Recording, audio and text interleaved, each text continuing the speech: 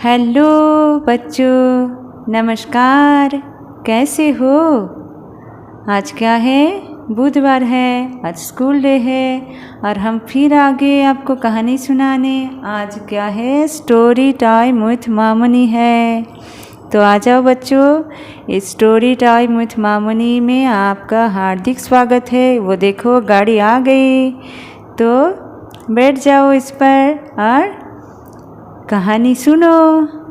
आज एक शरारती लड़का की कहानी सुनाएंगे हम। तो देखो झूठ बोलने के परिणाम क्या होता है, ये हम इस कहानी में आज देखेंगे। तो शुरू करें, तैयार हो क्या? शारू नाम का एक बहुत ही शरारती लड़का था। उसके दिमाग में हमेशा कोई ना कोई शरारत हलचल मचाती रहती है। वो भेड़ चराने जाता था और किसी पेड़ के नीचे आराम से सो जाता था। उसकी भेड़ इधर उधर भटक कर निकल जाती। गांव के लोग उसकी भेड़ों को इकट्ठा करके वापस लाते ताकि वे जंगल की ओर न निकल जाए। और शारू को असल में ये काम एकदम पसंद नहीं था। भेड़ों तो बस 24 घंटे एक ही काम करना चाहती है, सिर्फ खाना खाना और बस खाना। शारू को इसलिए ये भेड़ चराना एकदम पसंद नहीं था। तो शारू ने सोचा, क्या मुझे कुछ ऐसा करना चाहिए ताकि सब गाँव वालों को मूर्ख बनाया जाए और दिखाया जा सके कि मैं कितना होशियार हूँ। ये सोचता हुआ वो एक प्लान बनाया, एक योजना बनाया। क्या बोला? देखो, उस दिन शाम जब दिन ढल गया और अंधेरा होने लगा तो अचानक शारू चिल्लाने लगा, भेड़िया आया, भेड़िया आया, बचाओ बचाओ, कोई तो बचाओ, मुझे बचाओ, भेड़िया आया, भेड़िया से बचाओ। गाँव वालों ने शारू की पुकार सुनकर दौड़ कर चले आए। उन्हें लगा कि किसी भेड़िए ने सच ही उस पर हमला किया। उन्होंने अपने साथ में लाठियाँ और डंडे उठाए और शारू की मदद करने के लिए भाग चले आए। जब वे उनके पास पहुँचे तो उन्होंने देखा कि वो तो मज़े से घास पर लेटकर लोटपट हो रहा था। गाँव वालों की हड़बड़ाहट देखकर उसे बहुत मज़ा आ रहा था। शारू हंस रहा था। सबके साथ मजाक करके, शरारत करके, ऐसे शरारती करके शारू को बहुत मज़ा आया। वो हंस रहा था। देखो तो ज़रा कैसे मैंने तुम सबको मूर्ख बना दिया। तुम लोग सब मुझे शरारती और मूर्ख कहते हो ना, आज मैंने कैसे तुम सबको मूर्ख बना दिया। वो हंसता हुआ बोला। गाँव वालों को बहुत गुस्सा आ गया। कुछ गाँव वालों ने गुस्से में आकर उसे फटकारा और कुछ उसकी शरारत पर मुस्कुराते हुए वापस चले गए। शारू बड़े आराम से अपने भेड़ों लेकर गाँव लौट आया। कुछ दिन बाद शारू ने फिर से अपनी शरारत दोहराई। भेड़िया आया, बचाओ बचाओ, कोई तो बचाओ ना, आ जाओ, कोई बचाओ मुझे। एक बार फिर से गांव वाले हाथों में लाठी, कुल्हाड़ी आदि लेकर उसकी मदद करने के लिए दौड़े आए। लेकिन वहां आकर उन्हें पता चला कि शारू ने उन्हें फिर से मूर्ख बनाया। वह कोई भेड़िया नहीं था। इस बार गांव वालों को बहुत ज़्यादा गुस्सा आ गया।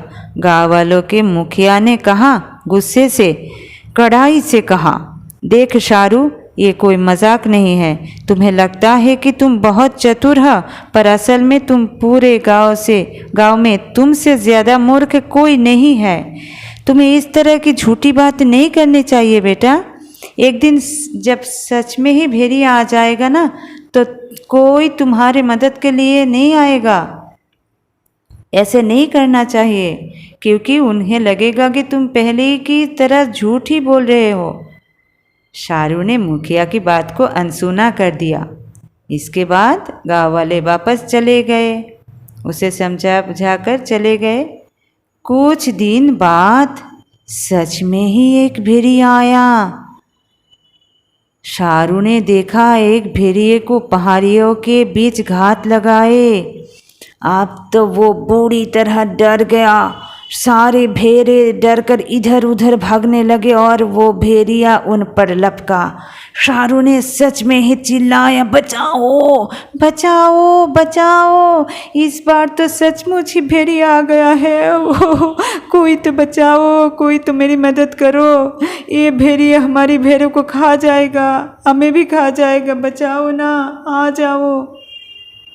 पर इस बार गाँव वाले नहीं आए।